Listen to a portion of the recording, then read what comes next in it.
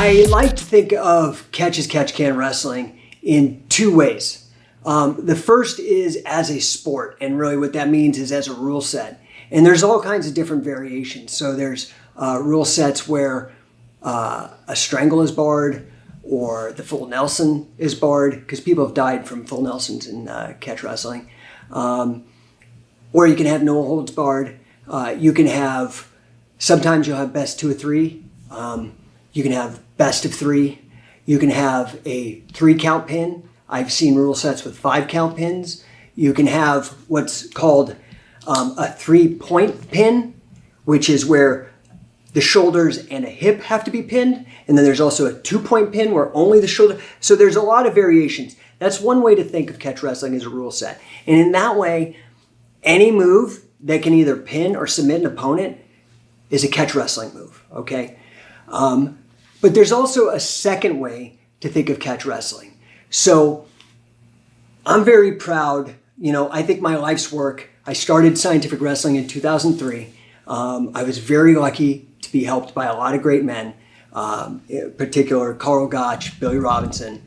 Carl was more of a mentor and Billy was very much my coach for 7 years.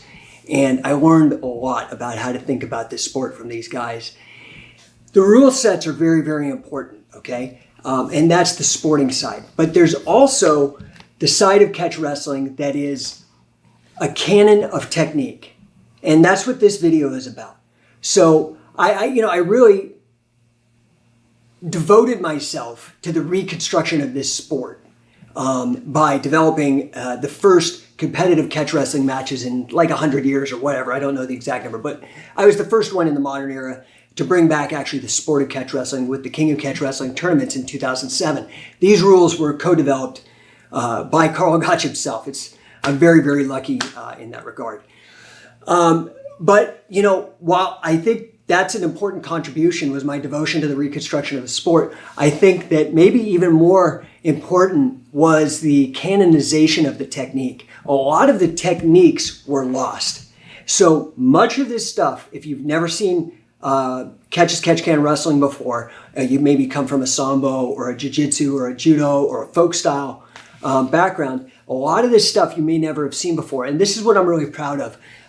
Mostly, again, with Billy Robinson. So I was lucky to have Carl help me reconstruct the actual sport, the rules for the King of Catch.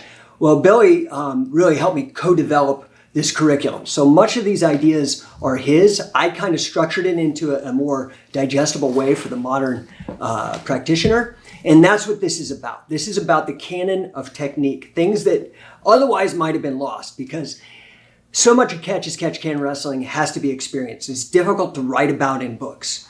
It's like an oral tradition.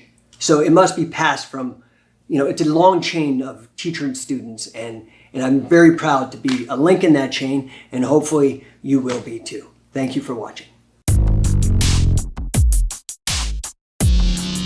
Thank you for supporting us and watching this DVD. This is Catch as Catch Can Wrestling, particularly as shown to us. I'm Jake Shannon, this is Sam Crescent, by Billy Robinson. So there's many different kinds of catch wrestling out there, different people teaching different things, just like in jiu-jitsu or sambo, different guys teach different stuff. This is going to be our approach. We've been teaching this probably for, I've been with Billy since 2007. I think you were with him since 2010. So thank you again, and let's get down to it.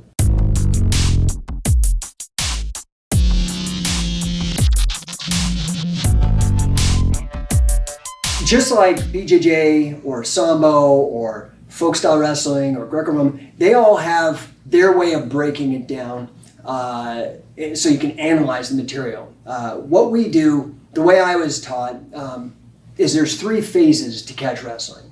There's the standing phase, there is the on top phase, and there is the underneath phase. So standing is all of the takedowns, throws, things of that nature, and we're going to cover that. Phase 2 on top is actually strategically the most important phase. So yes, you're on top. When you're standing, we're both equal. But in phase 2, I'm on top, which in military parlance is the strategic high ground or whatever, but it's top dominant position. And for catch wrestling, that is where we win. So you can win with a submission, but you can also win with a pin. Now, what we try to focus on in the pinning is what we like to call finishers, which is a portmanteau of two words, pin and finisher, which is really the idea that, like the twister, is actually, Eddie Bravo got that from folkstyle wrestling. It's called the wrestler's guillotine. It's a pin that also functions as a submission. And then underneath is actually the worst position, and that is where you're either trying to escape, reverse, or get back to neutral ground, which is phase 1, standing. In phase 1, or standing, you see in USA Wrestling, they have the basic skills of wrestling. Well, I've broken it down further, those 3 positions, into 6 basic skills, okay? So in the standing phase, there's your stance and your motion. That's basic skill 1. Basic skill 2 is your hand fighting and your tie-ups. And skill 3 is takedowns and throws. That's in phase 1.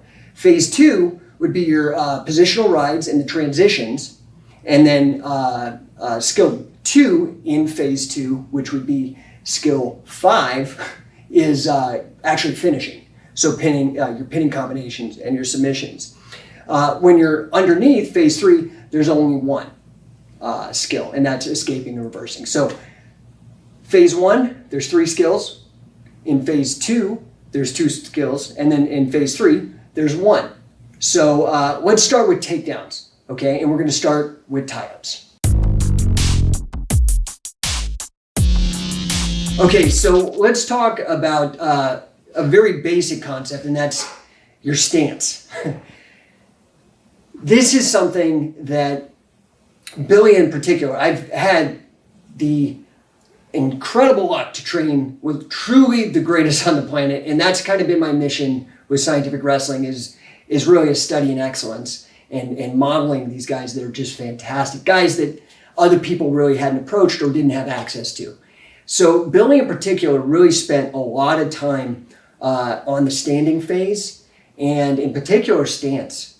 He felt it was very, very important. So you see a lot of these guys in amateur wrestling, and they have this very crouched down, wider stance. Billy tended to take more of a Greco-Roman stance, which is a more square and upright stance. So to stand properly facing your guy, what you'll notice is Sam, his heel and toe are on the same line. So you guys have these mats that you can see in most dojos.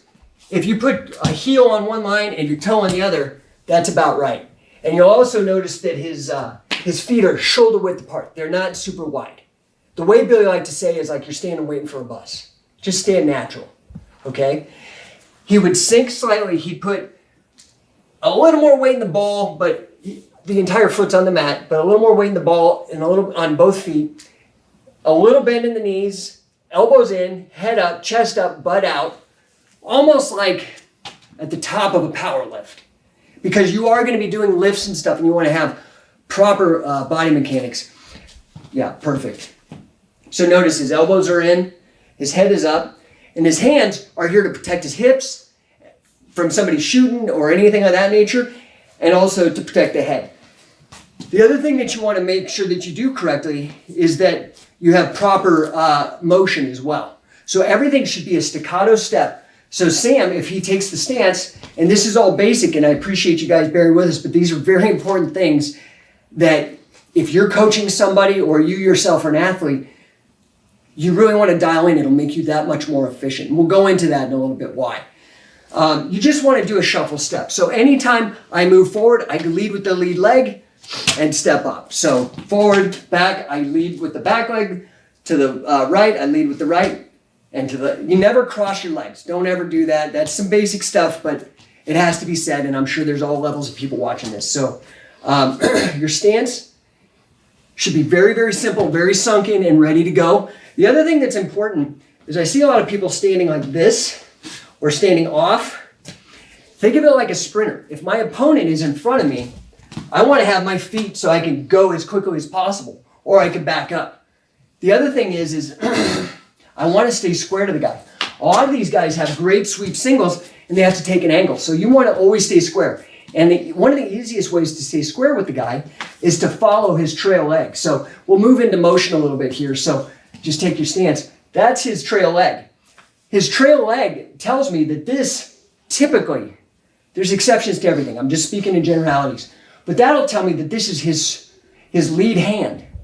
We'll go over his lead leg. That's a bit of a tell, okay? So I want to stay square with him so he can't cop an angle. So I'm going to tend to circle towards the trail leg. That alone will cut off a lot of his attacks, especially guys with really strong sweep singles, okay? Now, one of the most important things, and this, besides saying do it again, in terms of doing it repetition and drilling, what was the other thing Bill used to yell at us the most? For the pivot? Yeah. Yeah, the pivot. And it wasn't just pivot, it was pivot, damn it. And then if you didn't pivot after he said pivot, damn it, he'd tell you to pivot, and then pivot, damn it, and then pivot, damn it, and then hit you with the cane. Yeah, or he'd be like, no pivot. Yeah, he'd be like, you didn't pivot, do it again. Pivot. So this really radically changed my game. I was old when I met Billy. I think I was 33, 34, so I was kind of the trail end of my grappling when I met him. But this little trick of pivoting changed my entire stand-up game so that it really made me a much better stand-up wrestler. So the pivot, go ahead and just take a normal stance. The pivot is a way of changing 180 degrees. So go ahead and just pivot, Sam. Okay, that looks so easy. It's like an about face. You got to drill it so it happens naturally, though. Because what's going to end up happening is, if you think of a throw, your standing throws, you don't want to, the way we do things is we do a pivot instead of like a hip check. So like in judo, a lot of times they try to get their hip in and lift the guy like that. Okay, and there's no problem, that's fine, that's judo though. What we do, I find personally, doesn't lead to as much of a scramble after the throw. You have a lot more control personally, and I found that with our clients.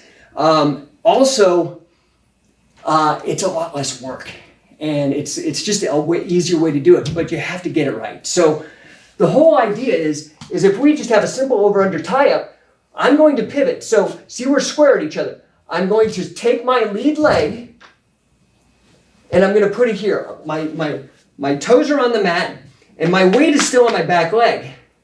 But when I finish, I'm going to shift my weight to the pivot leg and turn. And see now, in 2 steps, I've gone 180 on the guy. So here, pivot, and I can now very easily take the guy down. It's really a simple way to do things without having to bear a load, the balance problems, all those kind of things. So think of yourself as the center of a merry-go-round. Yeah, I'll make a point about this one, Jake. The pivot is really central to Billy's whole style of takedowns. The centerpiece, the main cog in his takedowns was the pivot.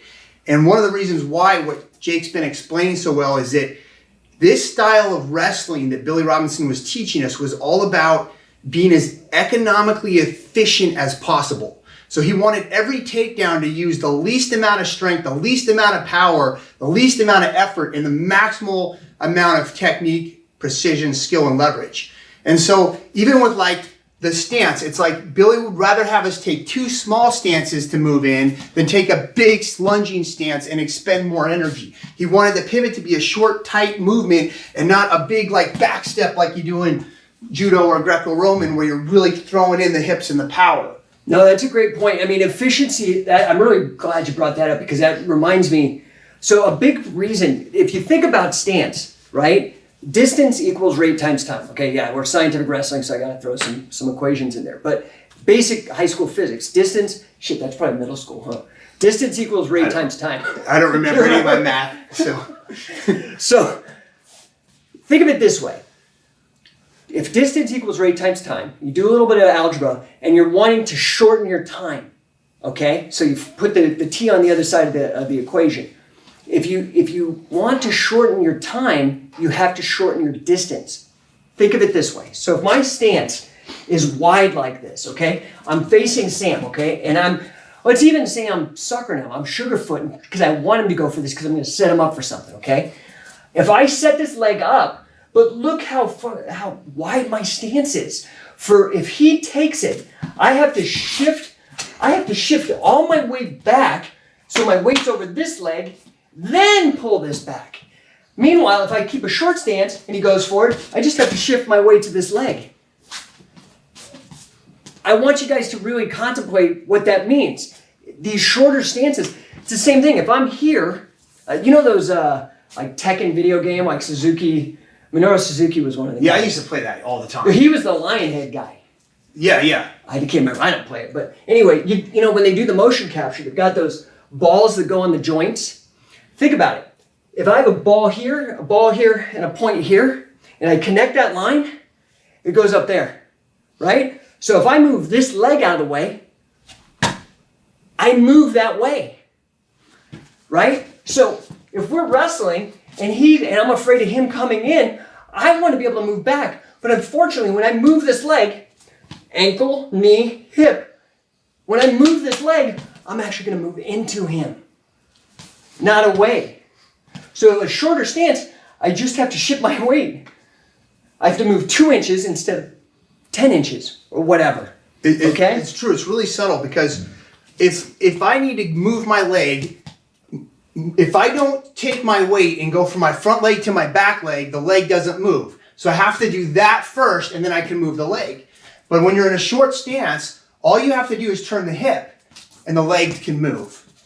So your speed increases instantly. Yeah, I mean, it's just because the distance traveled has actually shrunk. So your time, your speed has improved, okay? But this is very much to what Sam is saying about Billy's obsession with efficiency. Everything is done because these catch wrestling matches were like early UFC.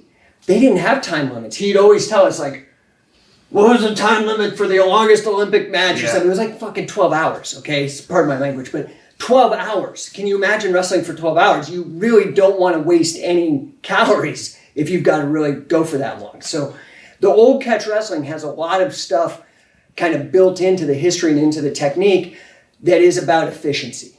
Okay, so we've got stance and motion, pivoting. We'll go into hand fighting next. All right, so we're going to get into hand fighting. Now, catch wrestling is a fascinating subject. I've written books on it. I mean, it's like been 20 years. I've just been totally obsessed with it, like fanatical, if I can be make a plug to BJJ Fanatics. But, you know, it's a fascinating subject because catch wrestling, catch as catch can. Sure, we have, grappling has come out of it. So now you see, thanks to guys like Gordon Ryan and Danaher, people doing leg locks and not really worrying about the guard so much. That's what people used to ask us 10 years ago or 15 years ago so much, like, oh, it's great, but you don't have a guard. And it's like, well, we have leg locks and pins. So, it's part of what we do. So grappling came from it. MMA, the guys who started Pancrase, which had its first show a month before the UFC, Minoru Suzuki and Funaki, were both Carl Gotch guys. So you got grappling, MMA, pro wrestling, WWE and NXT and all that stuff came right out of pro wrestling. But so did folk style wrestling and Olympic freestyle. The first Olympics weren't called freestyle wrestling. They had Greco-Roman, and then I think it was 1904 when they had the freestyle, but it was called amateur catch as catch can. Okay? And the reason I'm going into this with regards to hand fighting is that now when I'm coaching a guy, we are really great on getting folk style guys up to speed for the submission game because you don't have to unlearn your folk style, learn jiu-jitsu, and then adapt it in a hybrid. I mean, I think guys like Danaher and Gordon and stuff are doing that and in this hybrid grappling we see in the no-gi world. But with the folk style, because the periods have shortened, these matches are much, much shorter than what they used to be, and there's so much more emphasis on the takedowns because there's points and people are awarded points and people try to game the system to win by points instead of a pin a lot of times. So there's been a lot of emphasis on shooting. Billy never ever taught us to change level and shoot or to close a distance. Everything was always about tying up with the guy. And Billy's way of doing it was always to sugarfoot or to sucker the guy in to do a feint. So what Billy would like to do, and this is, I'm going to show you the hand fighting now. So if we're about to tie up and he wants to get in on the man so he can start to work and win the game, he would just feed him his hand and the guy will grab it. You could try this on your own. It's not hard, right? So we're wrestling. I'm just going to put my hand, he grabs it. Easy, so hold on to it. Now what I'm going to do, and we might need to come up closer. I mean, tell me if we're messing up the focus or we're still on screen. But he's got my hand here, right? You can see he's kind of white knuckling it. He's grabbing it hard. First thing I want to do is make a fist and make my hand strong. So it strengthens my wrist. The next thing I do is I just want to put my hand here like a block. I'm not going to push it, move it. I'm basically freezing it in space. Okay? Now, all I'm going to do is I'm going to sink my elbow like there's a nail in my elbow and I'm trying to nail it my toe. Okay? I'm not going to change my angle or anything like that, and I'm not going to telegraph. It's a very small movement, but I'm going to be attacking the thumb joint. So I block the hand so his hand can't move. I drop it like I'm drinking a pint, and I re-wrap, and now I can let go. Now I've got control. So I went from here to that, okay? Very, very simple. Now, that's the same side wrist grab. If he cross grabs, I'm going to do the same thing, but instead of grabbing like this, remember I was grabbing this way? I'm going to flip it over like I'm riding a motorcycle. Motorcycle grip. Okay? Here, same thing. Make a fist, turn my hand, and re-grab. Okay? Now, I want you to see the application. So if grab me on the cross. If he grabs me on a cross arm grab, hand grip, this time though, let's come this way. This time when I grab, I'm going to put my thumb on the back of his hand. Okay? Here, as I grab, I'm going to grab here.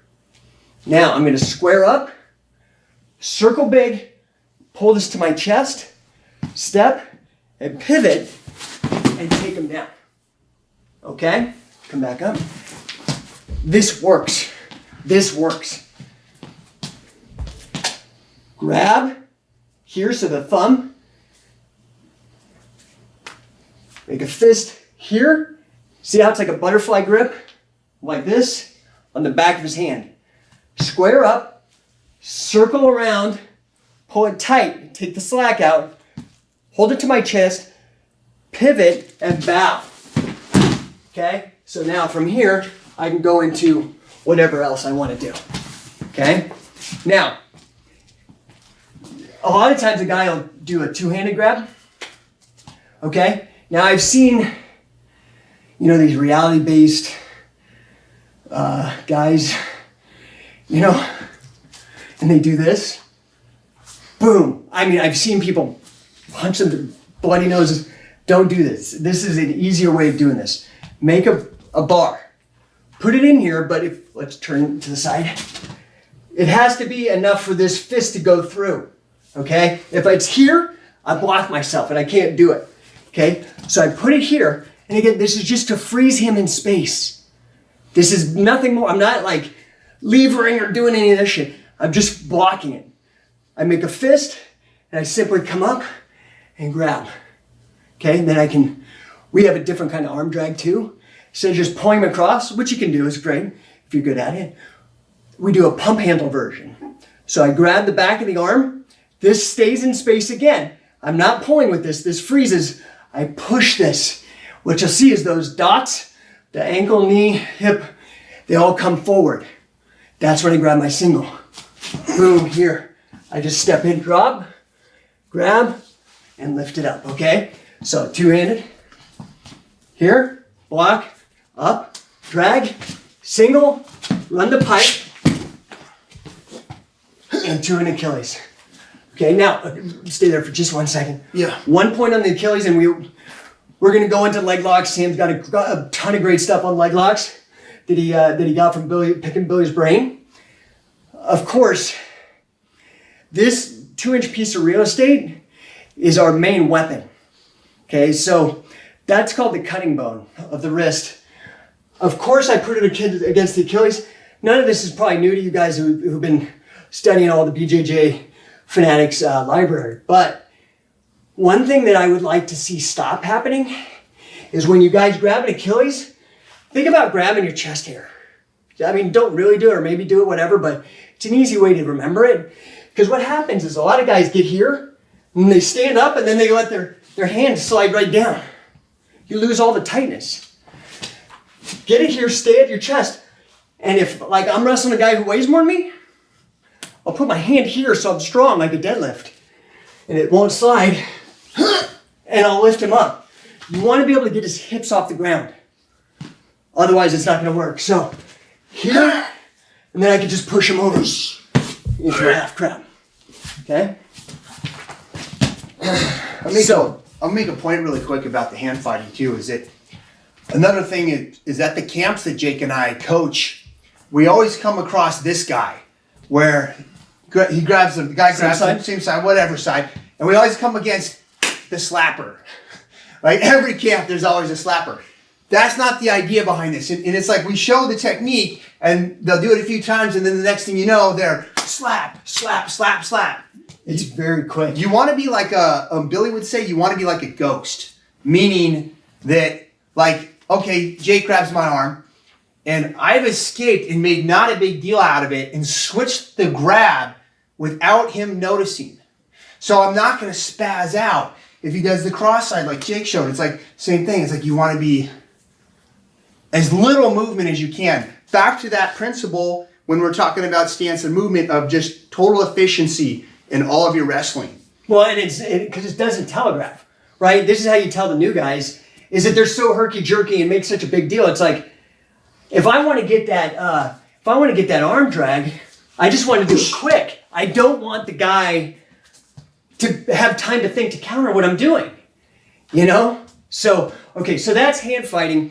I do want to show a couple other things that you could do. So if he grabs my hand here, another way, so I showed you the grip here to do that for the arm drag, but there's another way you can arm drag, and it's a great setup for other submissions and takedowns.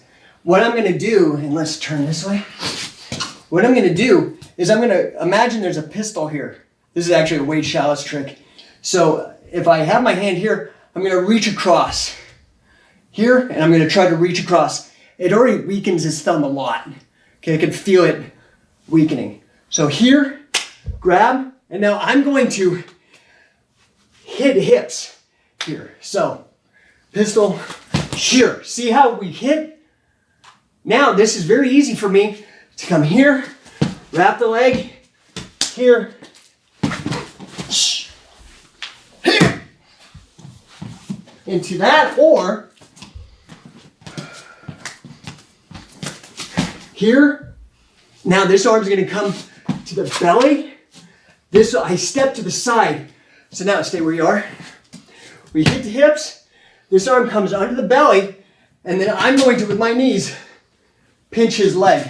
So here, this hand, and again, more terminology, we call this the grandma of the elbow, because like a grandma carrying grocery bags. That was the analogy Billy always used, is he said, if a little old lady's walking out of the grocery store with the bags, she's going to hook it on her elbow. Because when she hooks it on the elbow, one bag in each hand. Yeah. But she can carry like 20 like this. So it just is a quick way of making you stronger. I mean, he's a big guy. I got a little noodly arm. I'm a lanky grappler. I need to use my body structure. So I get to him, I get to the side. I'm going to use the grandma up here. Lift him up. And then I just drop that hand. And I've already got the leg. And then I can do the same thing. I can pull him over for the crab or whatever. So, same side, like a cross side, baseball grip. And then we also have the reach across and go here. The other one that I like, this is from another catch wrestler, Gene LaBelle. You can do it with either hand. If he grabs me like that, and this is usually if they grab a little higher. Okay, if they grab up high like that, hold the hand to you. So now hold tight. So he's got me, right? But now you pull. I've got him. Now all I have to do, remember the pinky side of the hand. I hold him and I wrap my hand to the pinky. Now, don't go to your front. Now I can just come around and I can go to a Fujiwara armbar. There's a whole lot of things that I can do from that setup. So again, I grab, I wrap, and here, okay? But if he grabs cross-handed, I could do the same thing. I hold here, I come up this way, okay? You understand?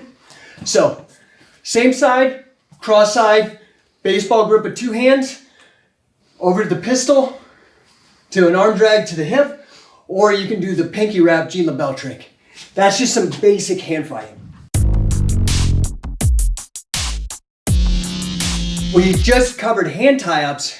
Hand tie-ups, like we just showed a couple examples, can lead directly into takedowns and even submissions. However, a lot of times what happens with when you're wrestling a guy who's more experienced, you're gonna end up in a tie-up. Okay, so now tie-ups, this is heavily where Billy relies on the pivot a lot. Almost everything in a tie-up to a takedown has to do either with a pivot or that old schoolboy game where one of your buddies gets down, makes a table behind the guy and then pushes him over. Yeah. Everything that we do is either going to have a pivot throw or it's about tying your weight up high and then blocking the legs and making them get on their toes to where they get a takedown or thrown.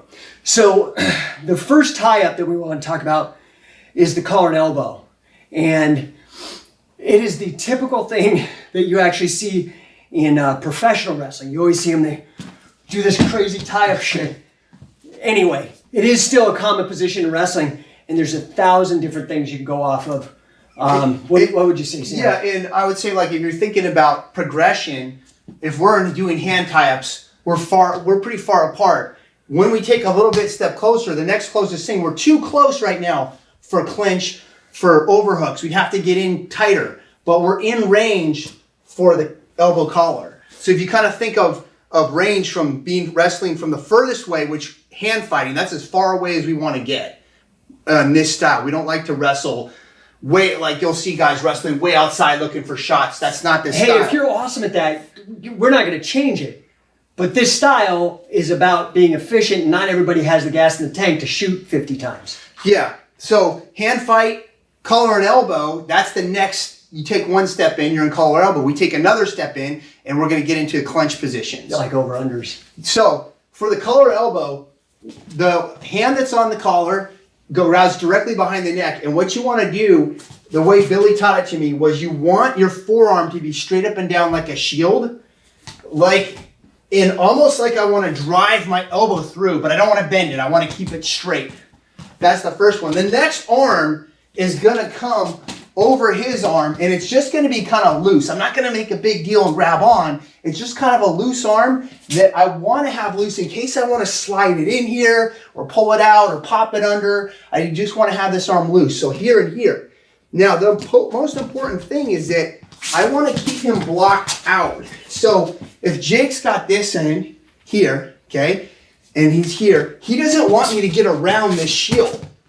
This is keeping me stuck. So I can control the distance. Exactly. If Jake's got a good collar tie, he's controlling the space. And if I'm trying to get around, he's going to stay square. If Jake's trying to get around on me, go ahead, Jake. Like you're trying to get around, put a little pressure into me. There, yes. We're trying to control this. Now, head position is, I learned two head positions. One is Billy was perfectly fine for our head to be upright like this because your head can't get pulled down. Look, now Jake's head's not pulled down. And if you're going to do this, sorry to interrupt, but what Billy would do 100% of the time is start to peel the hands. Always. He would not let you let somebody keep their hand on the back of your head. Yeah, and that's a true point. His idea was you don't let anybody control something. If the guy grabs your wrist, your priority is to release the wrist. If he grabs your neck, your priority is to release the neck. It's like thinking about if you do jiu-jitsu with the gi, you've got to be concerned with grips. If the guy's got a hand in the collar, your priority shouldn't be just to pass the guard. It should be eliminate the collar grip, then pass guard. I can make I have a 3rd-degree black belt in Brazilian Jiu-Jitsu. So if you want to know how things can connect, I can show you a lot of ways they connect. Yeah, Sam's great with, that's been the great thing about Sam. I mean, maybe if I could tell a quick story about you. Sure. Like, you were like a hardcore jiu-jitsu guy. One of his students came to our camps, and he was a beginning grappler, but after just one weekend of the camp with me and Billy, he went back to Sam's school and did like, I mean, right? I mean, you could probably tell. Yeah, he was like instantly better. He was doing all this cool stuff, and I'm like, dude, you learned all that in that camp? And he's like, yeah, and he's showing me all these positions and everything. So I was like, all right, then I'm going to the next one out. This was like around 2008, 2009. So I went to the next one, and I was amazed at what I learned. You went to like every camp after Yeah, that. I trained with Billy his last 5 years as much as I possibly could. And that guy's a black belt in jiu-jitsu now also. So Sam is very good at like bridging that gap between catch can and jiu-jitsu. I'd say that's pretty, like, really one of his big contributions to the sport is really being able to think about how a jiu-jitsu guy would work with the sport of catch can and working out counters and attacks and things of that nature. Anyway, I just wanted to get that in there. Back to this collar tie. Thanks, Jake. You're just going to be tied up here and like this is where your head. It's not so much like I want to stick my head in here. And Billy would get really upset if I'm sticking my head in here and my head is out in front of my knees. I'm out of position. Okay? And that's one of the things that's different because you see most what Billy would call amateur style, which is whenever Billy Robinson said amateur, he's referring to collegiate, folk style. Anybody that didn't learn the old pro catch style that he was taught. Yeah, he's not talking pro 60 like years pro ago. wrestling. He's not talking about pro wrestling because the reason why he made that distinction is that in his gym when he was brought up, they didn't teach you the catch wrestling holds until you became a pro. And then you would learn that catch style. Which is also important in training. So many times, and I understand that guys have to run businesses and you got to keep enrollment and you have to have retention of your clients or your students and things. But in terms of building competition guys, they wouldn't teach you anything for the first 6 months. Because frankly, you're learning defense. You're learning how to defend for 6 months. And a lot of guys would wash out. So that's something to think about with regards to your competition teams and building a strong defense as a base for your guys first. Anyway. All right, so one more recap. Elbows dug in. Your head is up over your hips, and then the arm's just loose here. And that's a good elbow. Collar and elbow, yeah. Now, if you do, I like to, one, because I'm lanky, and with all the atrophy and damage to my neck, I will always pull the hand off, always, because you'll see, eventually we'll get to what we call the collar and wrist tie. This was Billy's favorite. He could do a bajillion things off of this tie. But what I will do too is I'll put my head in the pocket, but I don't want to lean forward because I don't want to get snapped down. So if I'm here in collar and elbow, I'll go here so I can start to work other kinds of attacks. Okay? So, and maybe we should... Yeah, and I do that too sometimes. And a lot of times what I try to do when I stick my head in is I just try to make sure that if Jake breaks off, my hips are under me. Yeah. So if you stick your head in, it's not wrong because there's throws that we're going to get into from having a head in, but make sure your hips are under and they're not back here. Where now if Jake steps back and snaps down, go ahead, just snap me down. He's going to make me eat the mat every single time. Good point. So collar and elbow is a great control position, a great setup position. Why don't we wrap that and then we'll get into some attacks off of collar and elbow. Cool.